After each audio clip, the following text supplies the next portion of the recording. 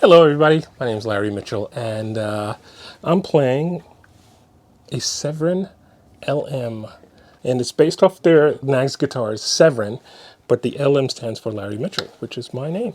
And there's my logo there. I get lots of questions about these guitars. So my main guitars are these. It's my logo. It's not a fish or a plane. Some people look at it this way. That was Joe Nag's idea to do it that way. And across 3 frets. It's based off a 1965 Strat. So the curvature of the neck, the radius, fretboard radius is 9.5. It's 22 frets. It's got locking tuners. This one has I forget the brand. If I didn't have old eyes, I could tell you what that says, but I can't see in this light.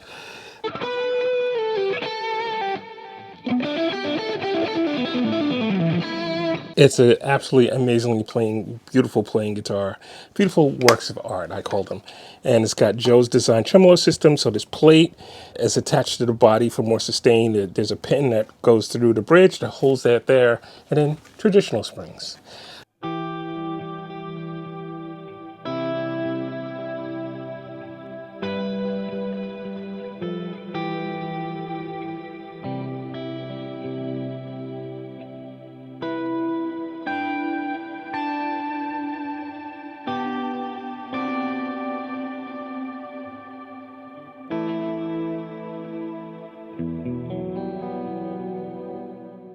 This has my set of pickups, so it has the DiMaggio Area 67s. I've been with DiMaggio since 1985.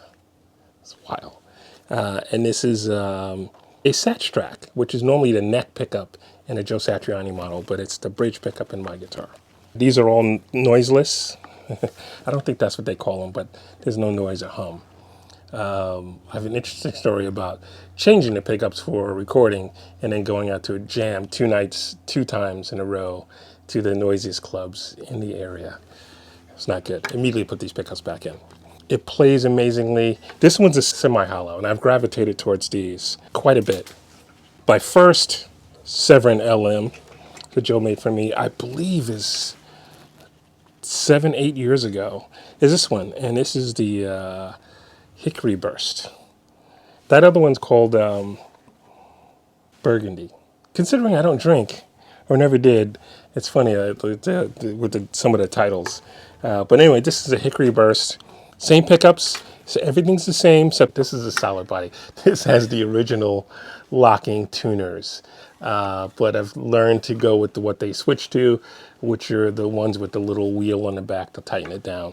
And they're both cool. They're both very cool. I understand why they went to those. Wood pick guard. They all have the wood pick guard. This is the wrong tremolo bar in it, but it's in another case, so I had to put this one on here. So this one doesn't quite match. But this guitar has been around the world and seen some love. Absolutely seen some love. This one, so these are all, again, Severn LMs. This one is the first semi-hollow that I got. This has a 13-pin on it, as well as 2 outputs, one for electric guitar and one for piezo. But those have since been disabled right now. They can be put back at any moment. For the traditional saddles, nickel saddles, brass bridge, they all have the brass bridge. Same pickups, forest green and another color green as well to match my Maori necklace I got in New Zealand back in 2004. Absolutely love this guitar. You know, sometimes they're they're all handmade in Greensboro, Maryland, in the United States. Sometimes somebody's working on a guitar just a little bit. They work on it. They put a little bit of extra love, or they go, "This is thin enough." This one is probably the thickest. I mean, we're talking about they're all pretty close to the same, just a tiny bit. And something about this guitar just feels amazing. I absolutely love this one. It's traveled quite a bit as well. It's got some scars on it.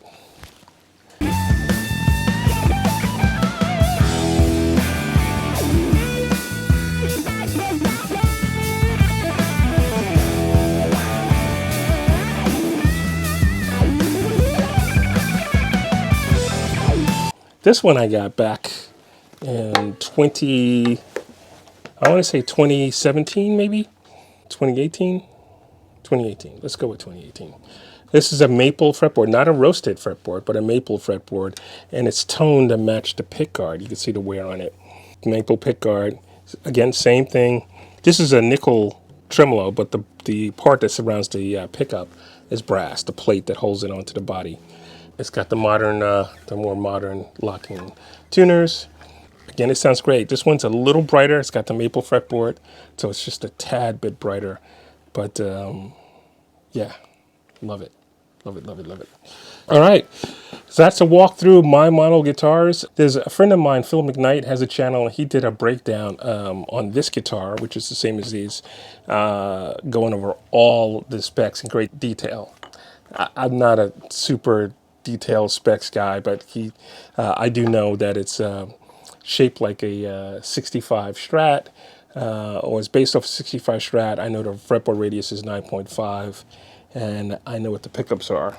The green one and the red one have aftermarket treble bleeds on them. This one does not, nor does the first one.